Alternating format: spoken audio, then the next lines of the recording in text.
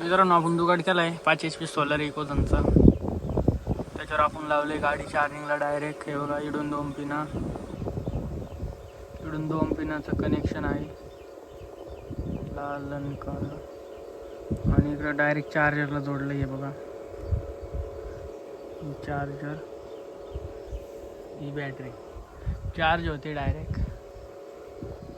काहीच गरज नाही कन्व्हर्टर आणि AC/DC घ्यायचा, 20,000 घालायचा. तुम्ही असं डायरेक्ट प्रयोग करू शकता. प्रयोग म्हणजे झाली, चार्जिंग झाली, ते 5 मिनटं सायकल झाली की पूर्ण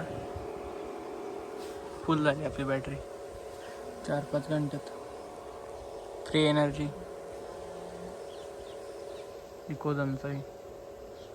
आणि हे बायफिशियल पॅनल आहे, ट्रान्सपरंट काचेसारखा बघू शकता आपण.